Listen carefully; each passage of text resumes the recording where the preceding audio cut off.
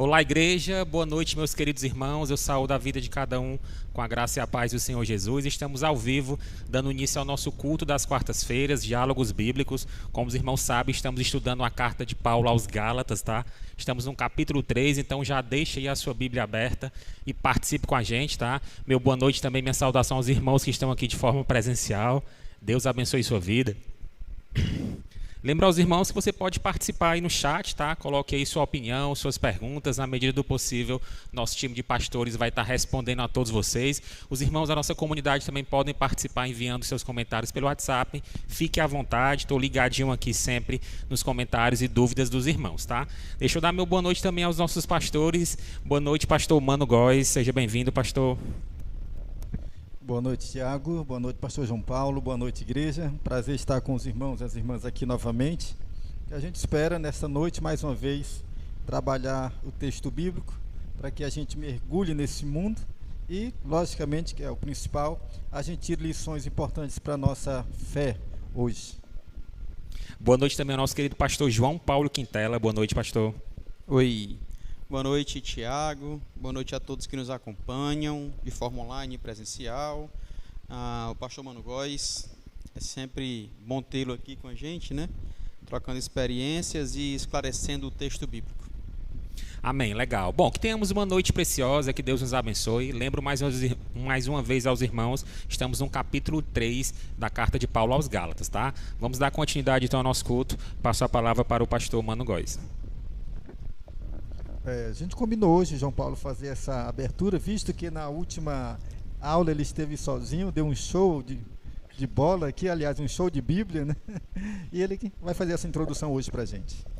Amém. Dando sequência, a gente chega aqui na segunda parte do terceiro capítulo de Gálatas, e eu queria fazer a leitura, que eu acho importante, né, já que estamos desenvolvendo a exposição do texto, a gente fazer essa leitura inicial, tá?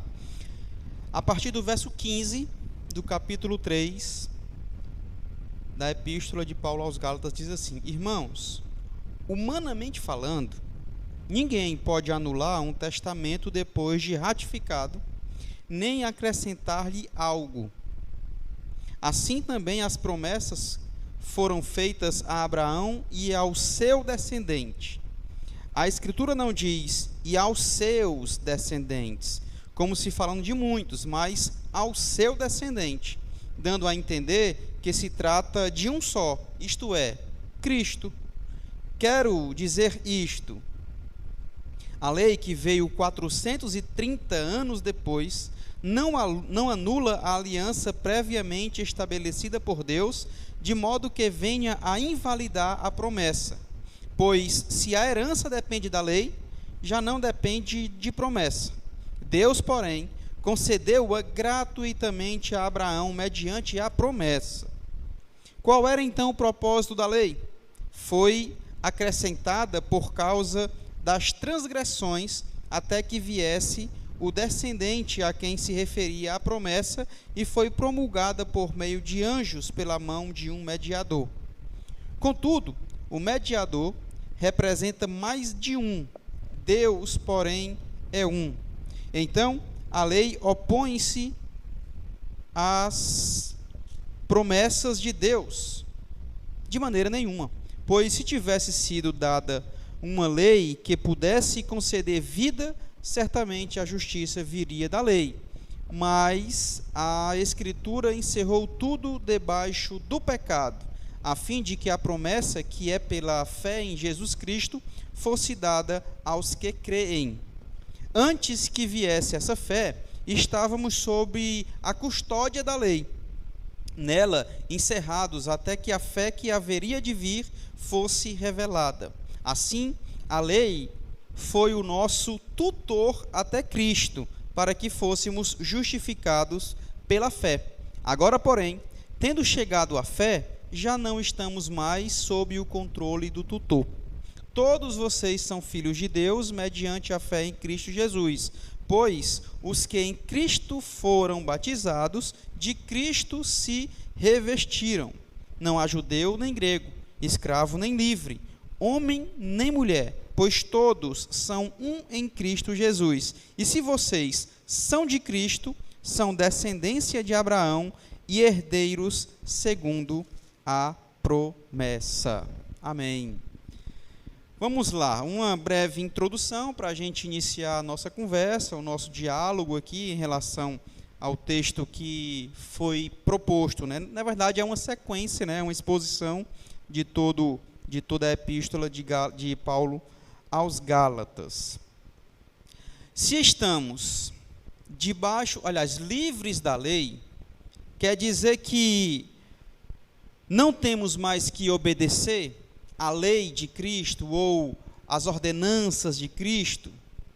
Se eu sou salvo somente pela atuação de Cristo, se a fé em Cristo Jesus já é o suficiente para a minha justificação, por que é que eu deveria lutar para ter uma vida santa, uma vida reta, uma vida íntegra?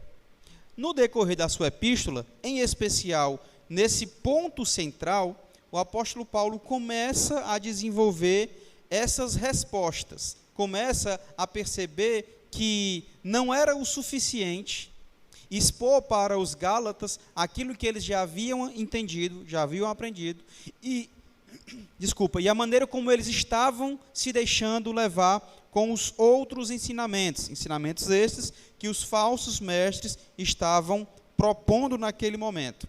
Ele vai dizer: somos salvos, justificados e redimidos por Cristo Jesus somente pela fé no próprio Cristo. E não existe nenhum tipo de ação, nenhum tipo de atitude própria que eu possa trazer para mim, para que eu consiga essa justificação de fato. Então, semana passada, algumas pessoas, inclusive presencial, perguntou: pastor, então se não há nada que eu faça para justificação, por que eu tenho que fazer algo moral? Por que eu tenho que viver uma vida legal? Por que aquele esforço que eu tenho que fazer tem que ser percebido?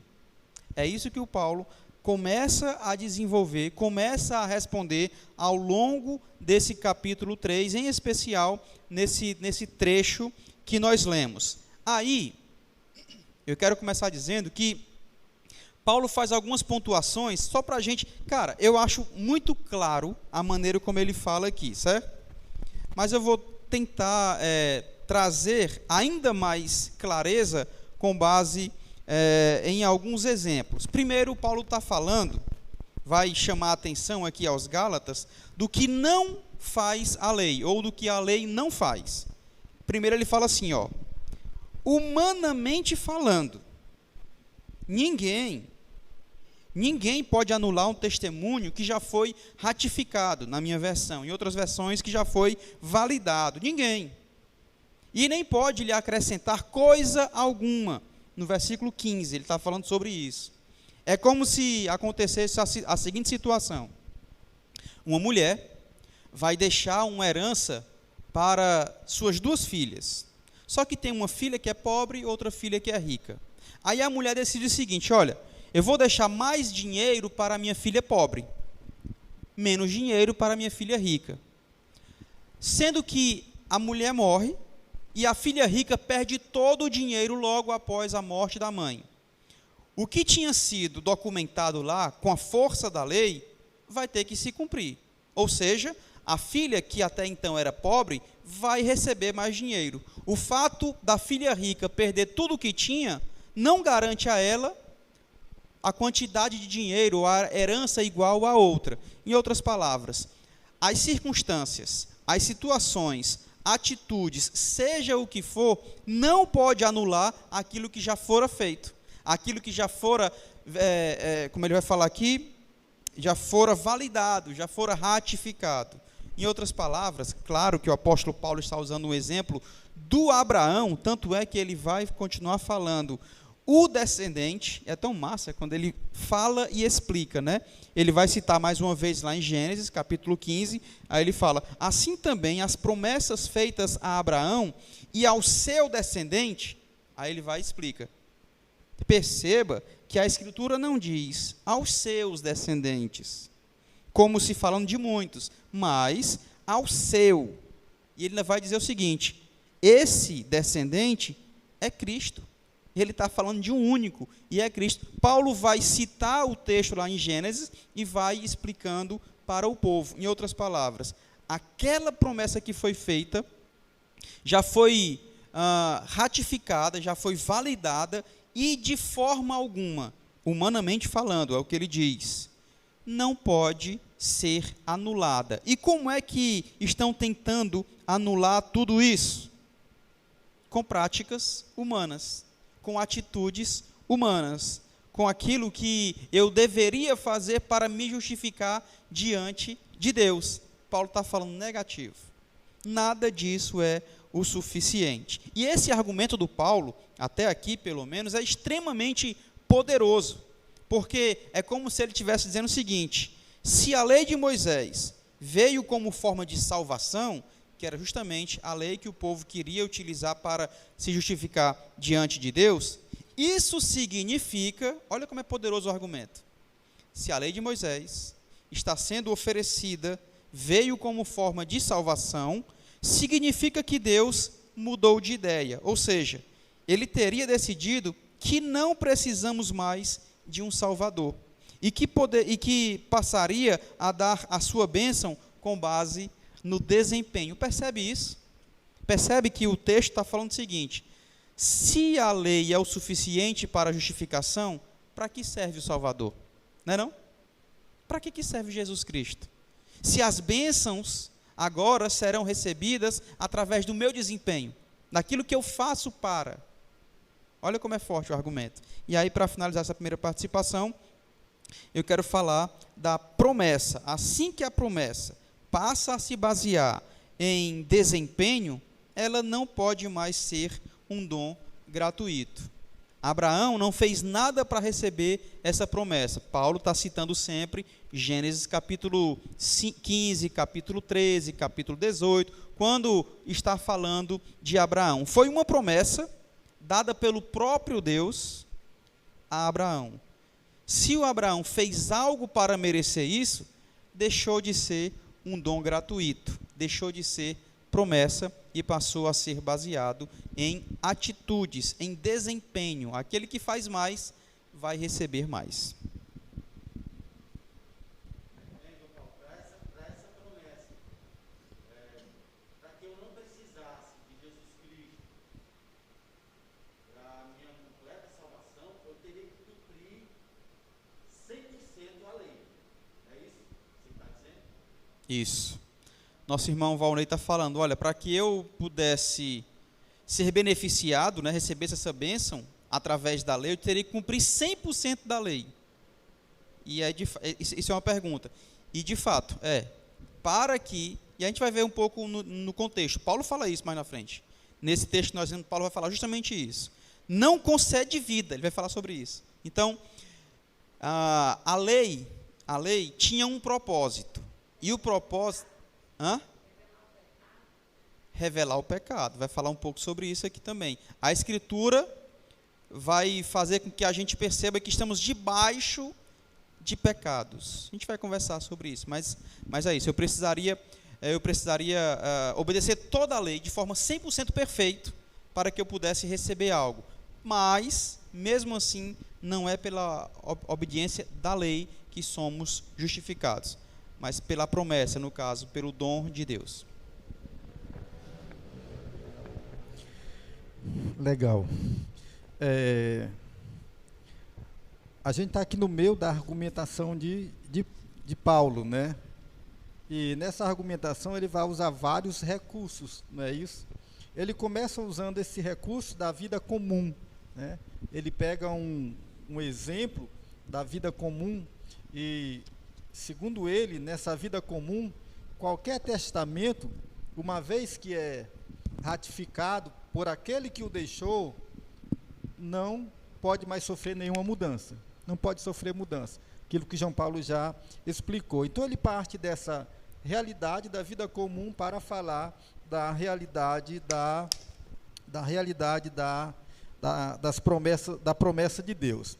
Agora, o que é bacana aqui, toda a argumentação judaica, ela sempre tem como origem a lei. Então, o ponto de partida da argumentação judaica, né, é a lei. Paulo vai para uma pré-história, ele vai antes da lei. Então, ele toma não Moisés, mas ele toma Abraão. Aí ele vai dizer, cara, assim, a história não começou aqui com a lei, a história começou antes. E é isso que vocês não estão vendo, né? Mais de 400 anos, né, João Paulo? 430 anos antes, né? A história começou bem antes, com Abraão. Então, lá em Abraão que está a gênese disso que a gente está falando, ou seja, da promessa divina, né? Da promessa divina. E essa promessa acontece em Abraão. E essa promessa se dá não por força da lei, que nem existe, mas por força da fé. Abraão crê numa promessa de Deus e isso o justifica. Daí o fiel Abraão, ou o crente Abraão, já naqueles dias usufrui da promessa de Deus. E a promessa de Deus ali também já é remetida para o futuro. Por isso ele usa a argumentação que ele fala aqui da descendência de Abraão, ou do descendente de Abraão, fazendo uma ponte de Abraão com Cristo. Você vê que dá um salto, um pulo, faz uma ponte que liga a promessa feita a Abraão até a promessa concretizada em Jesus Cristo, e a lei fica nesse meio aqui. Por quê? Porque ela vai ter um papel apropriado que ele vai já argumentar aqui. Então, bacana como Paulo é poderoso na argumentação, né? Como ele fundamenta bem essa argumentação. Percebe-se que ele já usa aqui a hermenêutica tendo Cristo como centro, né? Ele já vai fazer a leitura do Antigo Testamento com esse olhar cristocêntrico, coisa que na Reforma Lutero vai defender, né? Outros pais apostólicos também já tinham defendido isso, né? Essa leitura da Escritura Sagrada do Antigo Testamento a partir da perspectiva de Jesus Cristo. É isso que ele faz. Essa argumentação dele, ele pega uma história anterior à lei para dizer que a lei foi só, digamos assim, um momento.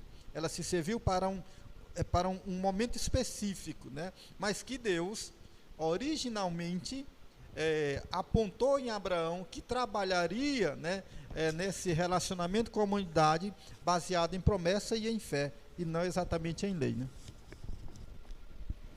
Essa é só a nossa primeira rodada, né, nossa introdução. Os irmãos de forma presencial já estão participando e você aí de casa também pode participar colocando suas opiniões, suas perguntas pelo chat. Irmão Ramsés mandou uma mensagem falando que deu para ouvir o irmão Valnei, né? Valeu, Rames, abraço. Né? Já recebi uma pergunta aqui pelo WhatsApp, diz assim: a lei de Moisés e a promessa que Deus fez a Abraão estavam em desacordo uma com a outra? Não estavam. Como o pastor Mano falou, né? Aliás, o Paulo fala aqui, o Mano concordou com o Paulo, né? Assinou embaixo. Cara, foram 430 anos antes da lei, Deus havia feito a promessa, certo? Só que John Stott vai falar, muito massa, quando ele vai dizer, olha, antes de a gente trazer a boa notícia, a gente tem que complicar o negócio. A gente tem que dar a má notícia. Por quê? Porque se eu só digo que Deus é gracioso, pode virar uma bagunça.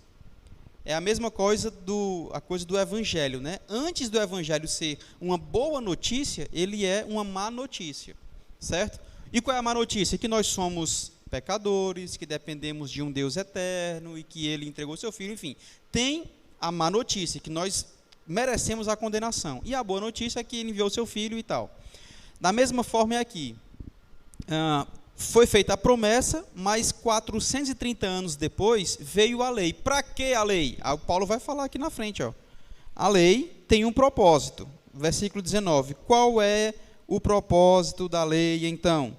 Foi acrescentada por causa das transgressões até que viesse o descendente a quem se referia a promessa e tal, e tal, e tal. Hã? Uma completa a outra, exatamente. Só que sem a lei, eu não ia entender a minha necessidade da graça. Enquanto eu não tenho lei, tudo vira bagunça. Quando a lei aparece, eu começo a perceber o quanto eu dependo de Deus. Por quê? Porque eu não consigo cumprir toda a lei. eu consigo perceber as minhas transgressões. O propósito da lei é o seguinte: afirmar para mim e para você o quanto nós somos transgressores, o quanto nós somos pecadores, o quanto nós somos ruins de acertar o alvo. Ou seja, ao invés de serem, ao invés de se contradizerem, elas se completam, como falou nossa irmã Eneida. Por quê? Porque a lei revela quem eu sou, ou seja, um transgressor da lei. E a promessa feita a Abraão revela quão Deus é gracioso. Por esta graça, nós fomos alcançados. Porque se depender de mim e de você, miseráveis, a promessa superior é a lei. Verdade. A lei, ela está, digamos, circunscrita a um momento. A promessa é anterior. É como se eu estivesse desenhando aqui desenhando uma história, e a promessa que foi dada a Abraão, né, ela só aconteceria em Jesus. Então, enquanto isso, né, a lei vai cumprir esse papel, né? Daí é a mesma pergunta que Paulo utiliza na argumentação dele. Ora, a lei é contra as promessas de Deus? Ele mesmo responde, né, diz, hipótese alguma, de maneira nenhuma, né? E ele até admite assim, mas inclusive se a lei tivesse o poder de dar vida, ou se tivesse uma lei que pudesse o poder de dar vida, né, teria nenhum problema. Só que a lei, ela não é competente para isso. Ela não é competente para isso. A competência estaria na vida de Cristo, né?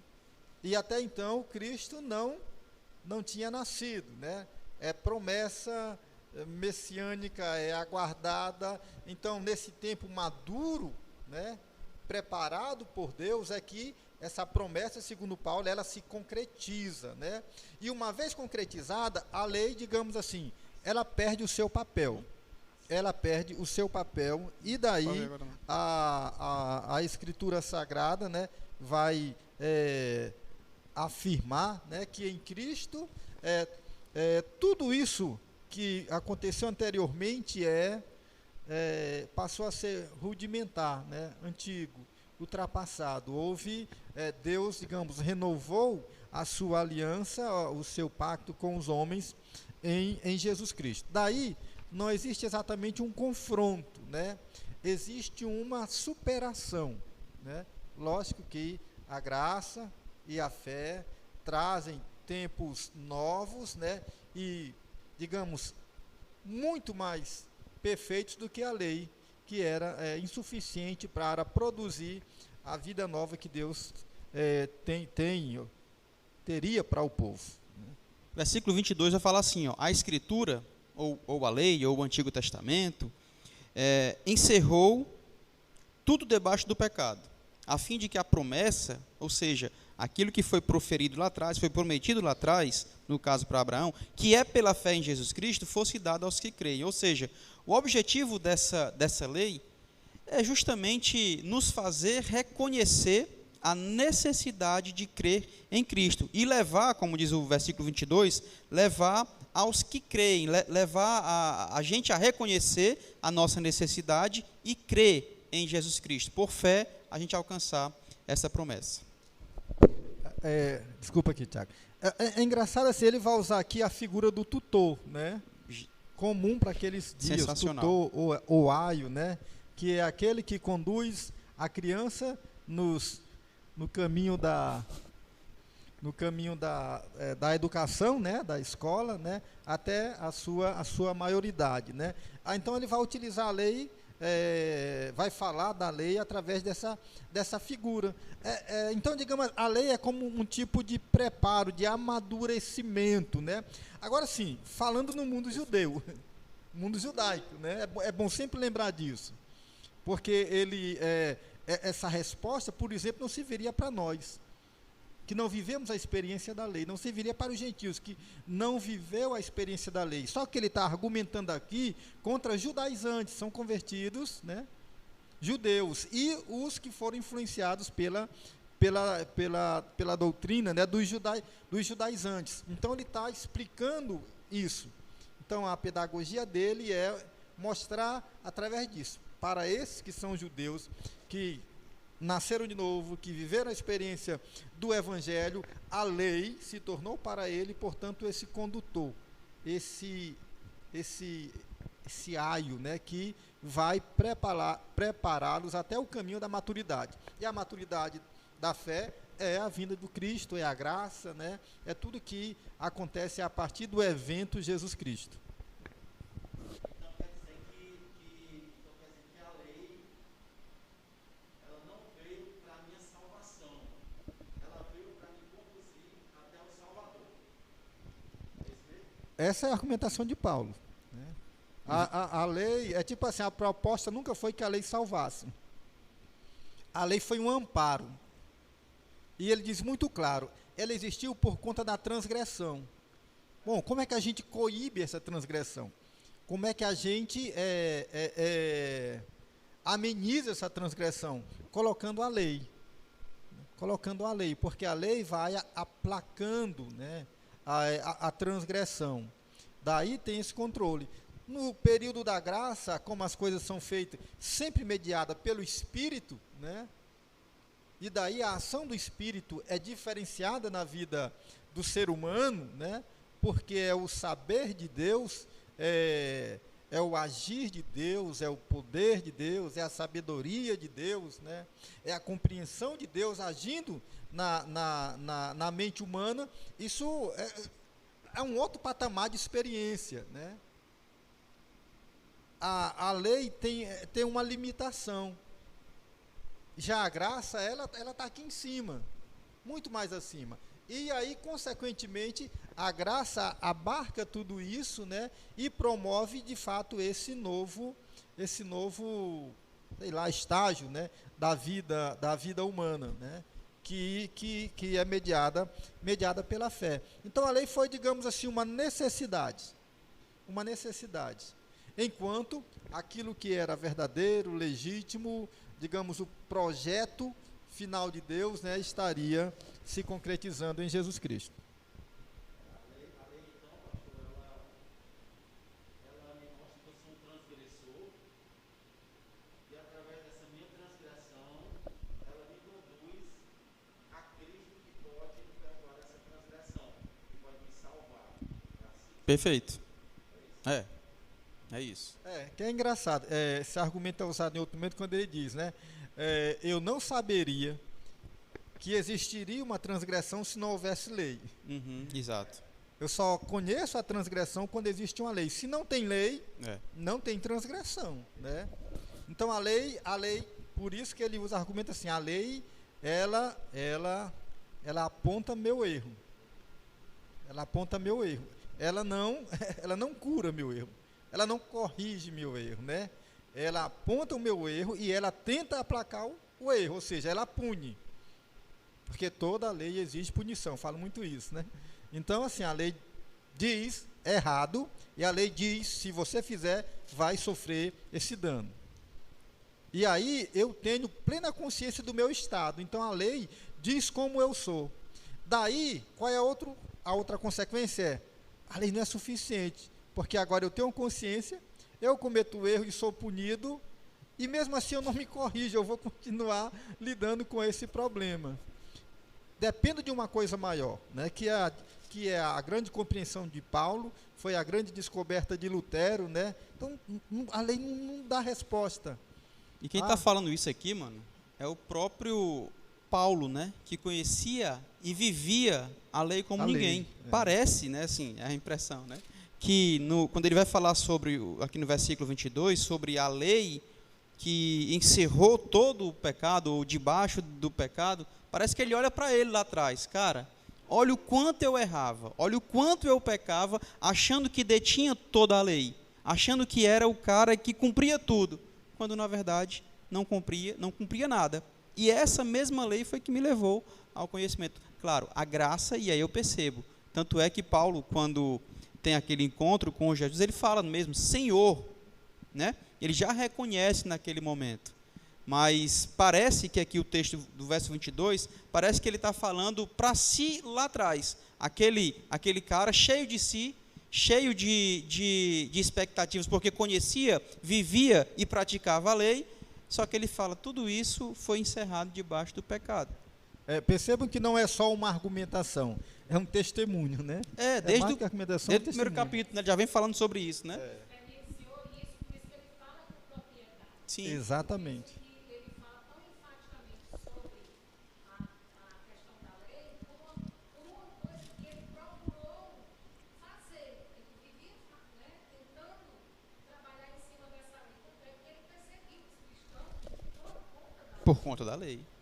Exato. onde ele chega e mostra que ela realmente denuncia o teu estado, né, o teu estado de pecador.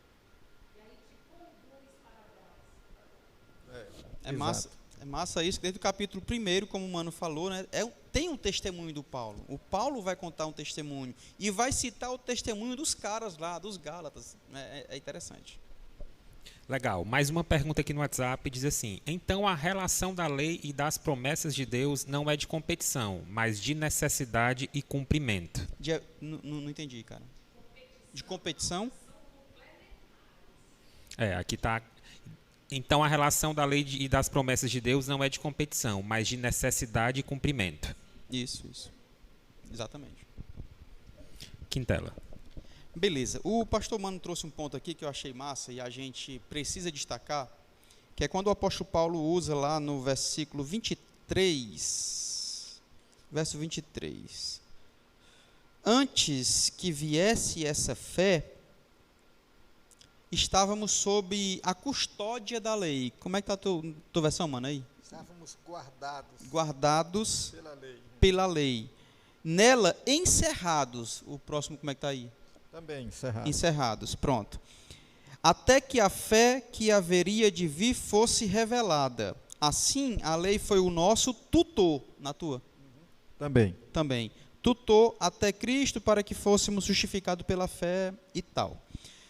2 pontos aqui que eu acho muito interessante a gente destacar, que o Paulo traz também para a gente. Primeiro, ele usa mais uma vez, para variar, 2 analogias, né, 2 ilustrações. Primeiro, o Mano já até falou que é o tutor, mas antes ele fala de uma guarda militar.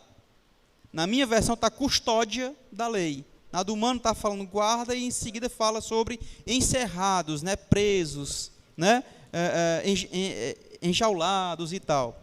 Essas 2 analogias, cara, são muito massa. Primeiro, como guarda da lei, ele está falando que a lei é como guarda, tá? A lei é como militares que está vigiando ou prendendo alguém, está deixando alguém aprisionado ali. Está no versículo, está no cárcere, pronto, encarcerado, show de bola.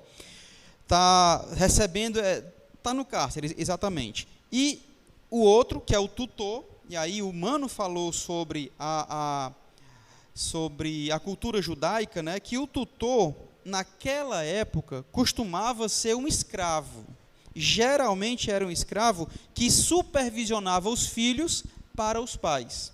Então, assim, primeiro ponto que a gente vai destacar é que a lei é como um guarda que tinha a missão de encarcerar. Segundo, a lei é como um tutor que tinha a missão de guiar, de orientar, de levar para algum lugar. Certo? Então, vamos lá. Tanto um quanto o outro, tanto aquele guarda quanto o tutor, eliminava a liberdade. Sabia disso? O guarda te deixava encarcerado. O tutor não te deixava fazer do seu jeito. Ele te ensinava como fazer. E se fosse preciso, às vezes com castigo. Era um disciplinador.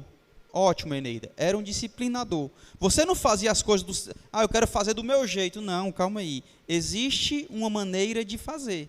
Então você perdia a liberdade como tutor ou como guarda. Assim a lei tira a sua liberdade e também tira o seu relacionamento íntimo e pessoal com, com seus pais, por exemplo.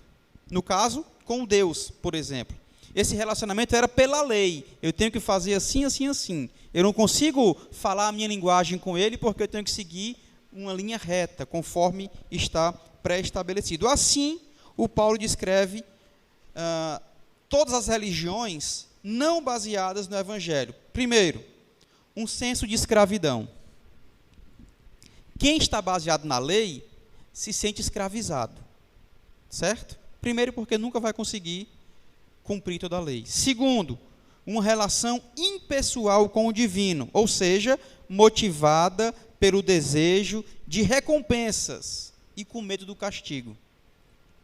Eita, como tem crente com medo do inferno, viu, gente? Religiões não baseadas no Evangelho, senso de escravidão. Tenho que cumprir a lei, legalismo, fundamento. Segundo, o relacionamento com o divino não é pessoal, é impessoal, motivado pelo medo e motivado pela recompensa. O que é que eu vou ganhar? O que é que eu vou ganhar? E terceiro, a ansiedade acerca da sua própria posição perante Deus. Crentes que ficam arrasados, ansiosos, porque não sabem em que pé está diante do seu Deus. Será que eu posso chamá-lo de pai? Será que eu posso chamá-lo de amigo? Será que eu tenho que chamar senhor? Será que tem que ser de joelho? Será que eu tenho que ser de camisa de manga comprida? Será que ansiedade diante do seu Deus? Ei, o cristão não tem isso não. Paulo está dizendo das religiões que os falsos mestres estavam tentando colocar diante dos Gálatas. Paulo está dizendo, tudo isso já foi quebrado. Como tutor, busca preparar as crianças para viver como pessoas adultas, e aí o Mano usou uma palavra sensacional, maturidade. Mostrava imaturidade. Porém, como tutor, ela tinha a ideia de levar para a maturidade, ou mostrar a maturidade, levar as pessoas para chegar até lá. A ideia era que as crianças se tornassem pessoas adultas, mais livres, e não presas pela lei. A ideia de você seguir uma lei não era que você crescesse frustrada, não. Era para que você fizesse o caminho correto, para quando você se tornasse adulta, você fosse livre. Livre em relacionamento com o seu Deus, livre na sociedade, livre diante dos homens e diante de Deus. E aí entra a dinâmica da fé. Como tutor, a lei aponta, primeiro, não para uma vida de confinamento, escravizado diante da lei. Pelo contrário, uma vida de liberdade. Não em um relacionamento impessoal com Deus, muito pelo contrário, um relacionamento verdadeiro, íntimo com o seu Deus. Se eu for só para a lei, o que será de mim? Só que ele vai me levar à maturidade para que eu possa compreender que sem ele eu não consigo, dependo dele, mas ele é gracioso para me receber. E 3, não vai levar à imaturidade, eu vou ficar sempre encarcerado, como usou o termo aqui, mas a maturidade de caráter. Eu vou ter uma vida sempre íntegra e sempre reta, não com medo da lei, mas porque a minha gratidão, a minha relação com meu Deus é pessoal, e eu não quero fazer algo diferente do que o seu filho Jesus fez, entendeu? Eu não vou ter uma vida sem futuro, porque ele foi grato, porque ele foi gracioso comigo, muito pelo contrário, eu vou ter uma vida de acordo com o seu filho Jesus aqui na terra, por tudo que ele já fez por mim. Não é por medo, não é porque a lei me manda, mas é porque diante da lei ou a partir da lei, eu me torno um maduro espiritual. Trabalhou a minha maturidade e hoje eu consigo ter um relacionamento verdadeiro e fiel com o meu Deus. Legal.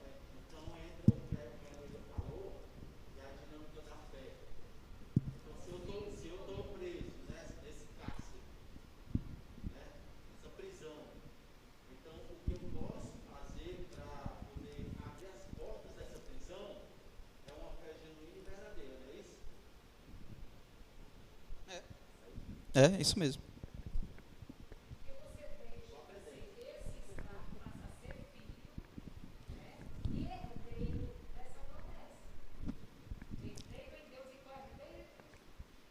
Os versos 26 a 29 vai falar muito sobre isso. Mas vai, mano, completar aí, vai lá. Não, só resumir e salientar isso aí mesmo, né? A prisão vai contrastar com a liberdade e a infância vai contrastar com a maturidade, né? E aí dá essa distância entre lei e graça, entre lei e fé, né? Então é esse caminho aí. Eu vou chamaria de caminho adolescente, né, que faz a transição aí, né, para a espiritualidade que o Evangelho, para a qual o Evangelho estava apontando. O João Paulo já falou aqui, mas eu queria só relembrar aqui, né, digamos assim, que mostra essa disparidade entre lei e a graça, né? Quando ele diz no verso 22 que a Escritura encerrou tudo debaixo do pecado. Então, o pecado, né, vai ser, digamos assim, o elemento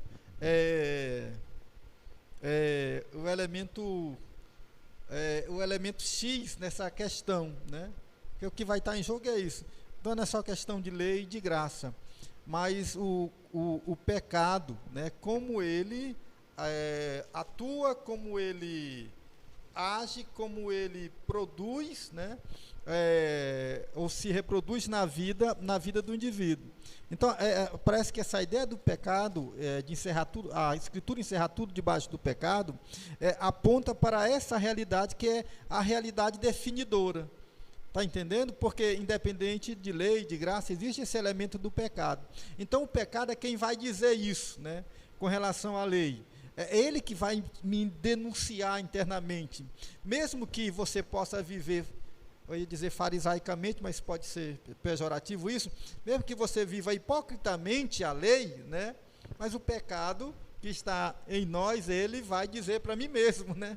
O quanto eu sou hipócrita. Eu posso apresentar uma capa legal, né? Mas uma realidade muito comprometida. Ele vai dizer que o pecado, ele acaba detonando, né, toda esta questão que a lei traz, né? E sempre nos lembrando que a Escritura vai dizer: não há nenhum justo, nenhum sequer. Todos estão comprometidos, estão longe da glória de Deus. Então, o que a Escritura vai dizer é que todos, né, e aí vai universalizar, né? Temos um problema que é o problema do pecado, e esse problema do pecado diz para a lei, né, que ela é insuficiente. Esse é o problema. Se não fôssemos, se todos tivéssemos, digamos, uma natureza diferente, né, a lei seria de boa. O problema é essa coisa do pecado, essa natureza, que mesmo eu sabendo, como Paulo vai depois dizer, né, mesmo eu sabendo o bem que eu tenho que fazer, eu não faço. Eu sabendo, eu pronunciando, eu anunciando, eu defendendo, mesmo isso não tira o fato de que eu peco. E mesmo sabendo todo o bem que eu tenho que fazer, não tira o fato de que eu vá também contrariar esse bem. Assim, essa questão do pecado é que deixa assim plausível, né, que a lei, de fato, ela é só um momento, ela é insuficiente, ela não resolve. Como? Pronto, exatamente, né?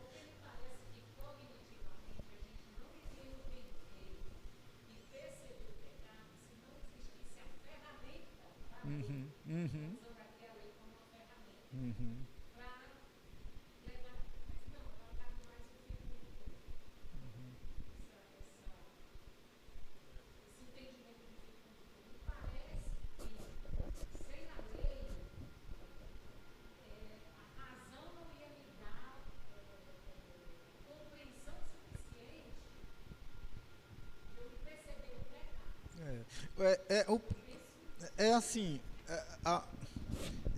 eu entendo assim, quando ele diz que tudo está encerrado debaixo da lei, segundo a Escritura, ou seja, todos somos pecadores, não há um justo sequer, ele está dizendo que mesmo que não existisse lei, o pecado afloraria.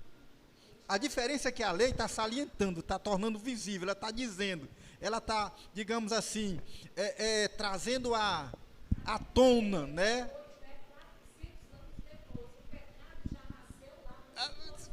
desde sempre, né?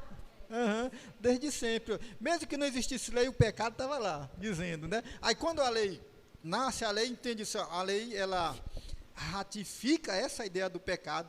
Tem um problema contigo, que é o pecado, né? E tenta conter através da punição. Não, o que é que já com Caim, né, e Abel, já vivemos essa experiência, o pecado jaz à tua porta. Cumpre a ti, né, contê-lo.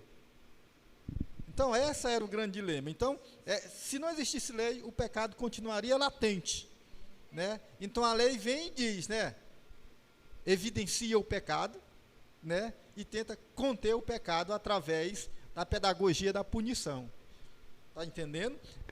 A graça vai dizer, não, só há um processo de redenção possível. Perdão. Perdão. Mediado pelo amor de Deus. Aí esse perdão mediado pelo amor de Deus é que vai constranger a vida humana, né? E que vai restaurar. Isso é assim, isso é espetacular, né? Daí eu sempre aconselho a quem ainda não assistiu, né? Ou quem ainda não leu o livro, né? Victor Hugo, né? Os Miseráveis, né?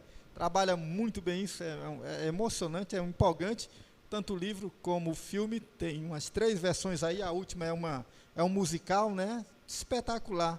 Trabalha muito bem essa ideia de como a lei ela chega a ser cruel, né? E como a ação do perdão, né?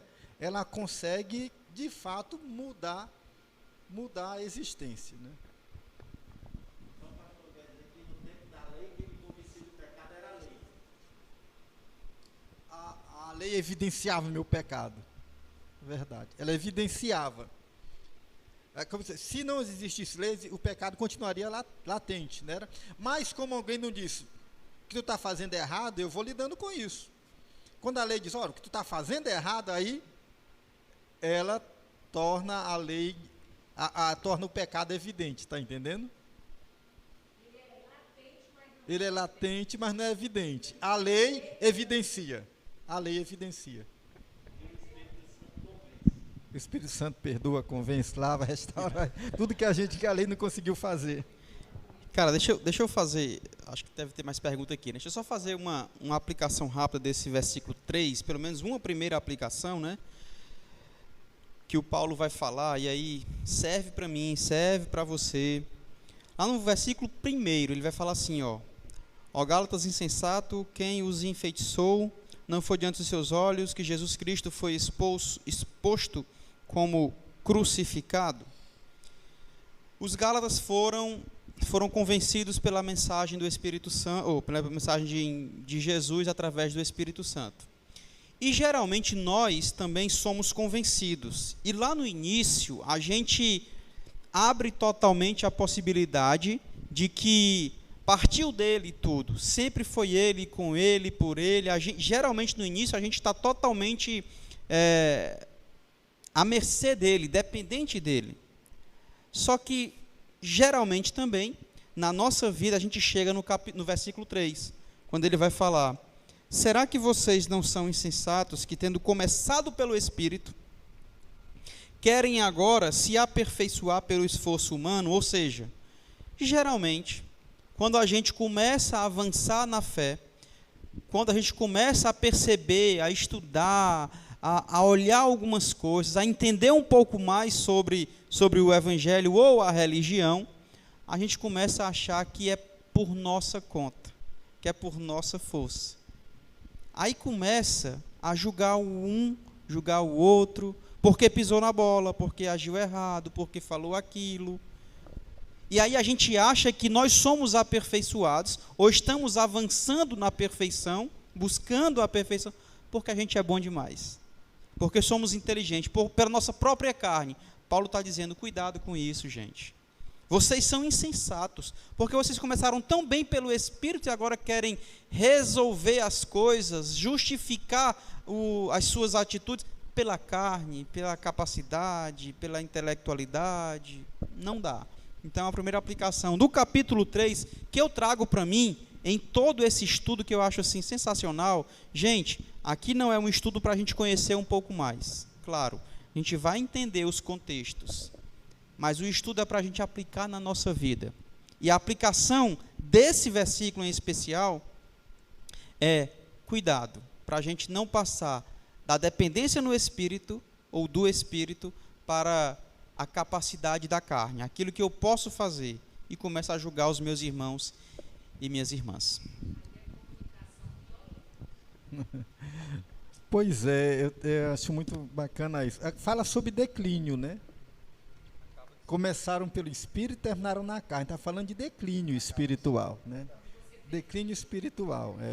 O que para Paulo foi um susto, né? Vocês começaram no Espírito e declinaram para a carne. O normal seria o contrário, né? Começar na carne e avançar, né? Inclinar-se para o Espírito, né? E daí ele, 3 palavrinhas aqui que eu fiquei pensando nisso, né? Que essa que o João Paulo usou, insensatez, feitiço ou sedução e desobediência. Estão tudo junto no primeiro versículo, né? Insensatez, feitiço ou sedução, né? E desobediência. Então, digamos assim, aí seria os caminhos para um declínio, né? Para um declínio espiritual que Paulo está apontando nos Gálatas, né? E ele fala isso mais de uma vez, né? Salienta a insensatez dele, né? Então, eu acho que são coisas, são áreas da vida que a gente tem sempre que trabalhar, que aliás, o Evangelho, né? O Evangelho trabalha muito isso na gente, né? Que essa questão da sensatez, eu gosto muito, acho até bonita essa palavra, né? Sensatez.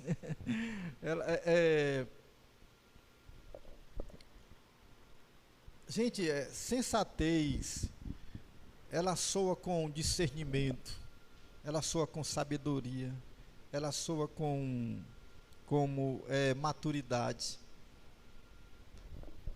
Essa palavra, a meu ver, é marcante na carta aqui aos Gálatas, porque é mais ou menos isso que está acontecendo. Lembra que eu falei no início, né? Não há uma crise aqui de fé, não há uma crise de fé, há uma crise de compreensão. Paulo não está apontando nenhum comportamento imoral neles, e não está em questão isso, né? Exatamente. Muito embora ele vá falar lá na frente, né? Que isso pode ser consequência, né? Vai acontecer como consequência de viver uma vida na carne, que é a preocupação de Paulo. Vocês começaram bem, na sensatez do Espírito, declinaram para a carne, e a consequência da carne vai ser a que ele vai estabelecer lá em Gálatas 4, né? Vai produzir frutos, né? Obras, né? Então, é muito interessante esse tipo de declínio, né? De uma compreensão espiritual adequada para uma compreensão inadequada para uma vida moral em declínio. Daí parece que segue assim meio que uma sequência. Então estou com João Paulo, acho que essa palavra sensatez, né? Ela é chave aqui. Paulo está acusando eles disso. Vocês estão sendo insensatos, né? Vocês estão fora de si, né? Vocês não estão compreendendo direito, né? E essa compreensão equivocada é que pode trazer muitos transtornos para vocês, né? A começar, já começou provocando uma cisão, que estavam de um lado um grupo e do outro lado outro grupo. E aquilo que era uma tensão de compreensão começou a gerar uma tensão de relacionamento. E a tensão de relacionamento começou a gerar frutos na carne, né? Ou seja, como o declínio vai acontecendo com tanta rapidez, né? Então é uma lição bacana para a gente, que a gente deve guardar nesse capítulo 3, de fato, né? Considerar a sensatez aí, logicamente mediada pelo Espírito na nossa vida, na compreensão e na condução da nossa espiritualidade. Legal. Mais uma pergunta aqui. O contexto do versículo 28 é a justificação pela fé em Cristo Jesus? pelo fato de Jesus ter redimido todos aqueles que creem nele, seja judeu ou gentil? Sim. Versículo 26 a 29, acho que não vai dar tempo para a gente conversar sobre ele, mas é o Evangelho. Esse trecho aqui é a mensagem do Evangelho. Todos vocês são filhos de Deus mediante a fé em Cristo Jesus. Pois os que em Cristo foram batizados, de Cristo se revestiram. Não há judeu, grego, escravo, livre, homem, mulher, pois todos são um em Cristo Jesus. E se vocês são de Cristo, são descendência de Abraão e herdeiros segundo a promessa. É isso mesmo. Isso é o Evangelho. Esse é o contexto do Evangelho. Parece que Paulo está reafirmando o que ele já havia pregado para os Gálatas nesse texto aqui, nesses 3 versículos aqui, que não era versículo na época, né? Nessas linhas aqui. Cara, foi isso que eu preguei para vocês. Tá? Para que ficar continuando aí? Aí é como se ele estivesse falando o seguinte: eu não estou dizendo, viu, Valnei, que você não precise mais, que você jogue a lei na lata do lixo. Não. Continue tendo como parâmetro aí. A questão é, eu não vou mais obedecer para poder ficar livre como aquele encarcerado. Ou para não receber um castigo como aquela criança. Eu vou obedecer porque eu sou grato, porque eu sei que é por aqui, porque eu sei que isso faz parte para a minha maturidade. E vai ter muitos momentos que eu não vou conseguir. Mas isso não vai me desesperar. Não, porque eu já confiei no sacrifício, já confiei na obra dele, já tenho fé na promessa. Entendeu? Então, o fato do Paulo falar tudo isso, não é para a gente esquecer o que a gente tem que fazer de bom, de positivo. Não, não é isso não. Somente a lei deixa de ser um conjunto de regras que nos levam à salvação. Não, isso não é o Evangelho. Não é a lei, não é um conjunto de coisas que eu preciso fazer para me justificar diante de Deus. Negativo.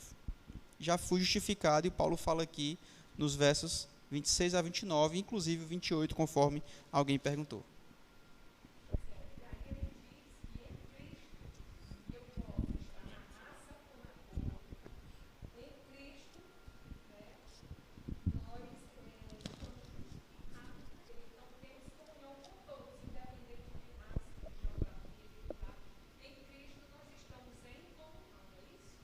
Exatamente, era isso que eu ia falar, a Eneida já apresentou ali. Rompe com todas as barreiras culturais, raciais, religiosas, né? Ele está dizendo em Cristo foi nos apresentado uma outra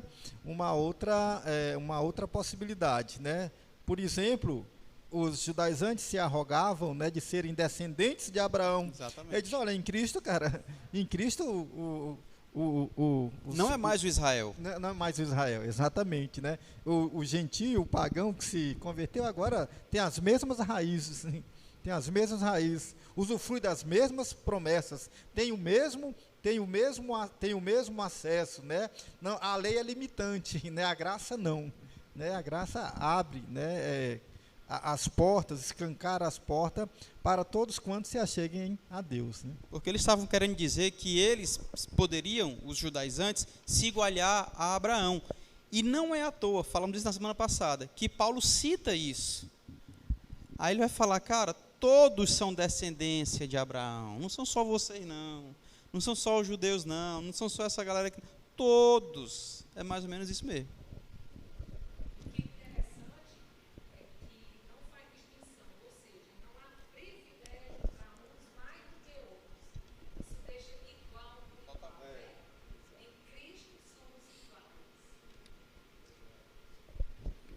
Que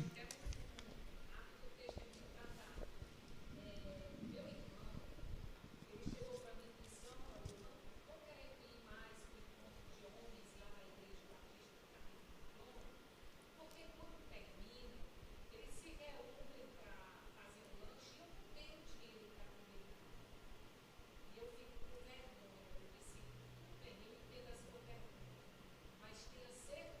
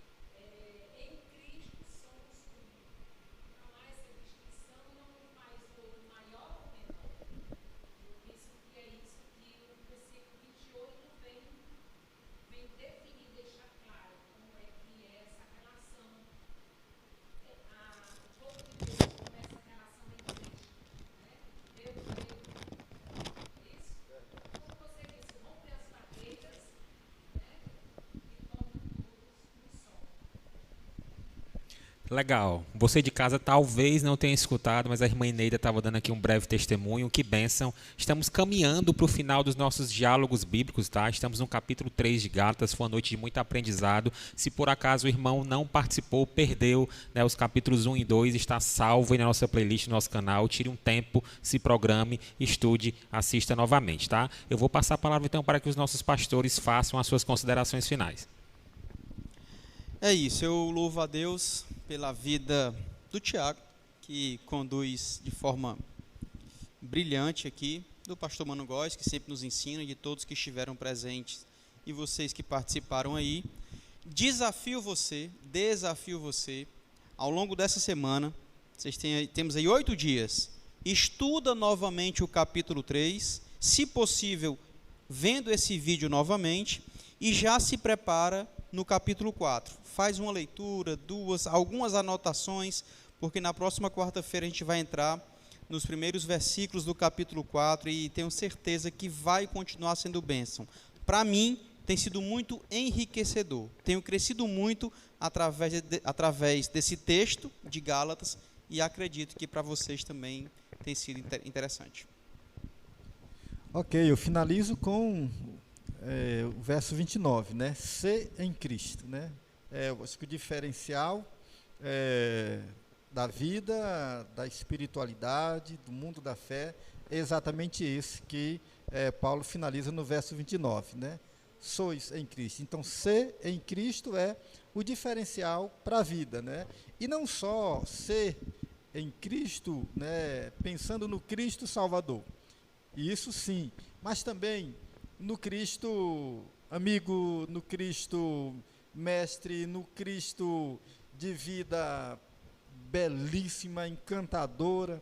A gente tem que deixar esse Cristo invadir todas as dimensões da nossa vida, não apenas umas esferas, umas dimensões do Cristo da Bíblia, né? Mas ele na sua plenitude, né? A pessoa, o Salvador, o Mestre, o amigo, Jesus Cristo, que de fato preenche a vida da gente, nos faz, né, descobrir-nos, né, nele, sermos resgatados na humanidade verdadeira, que foi soterrada pela queda, né, e viver a experiência que de fato faz diferença nesse mundo. Portanto, pense nisso, tenha uma semana abençoada, seja em Cristo, porque isso é que é importante. Amém.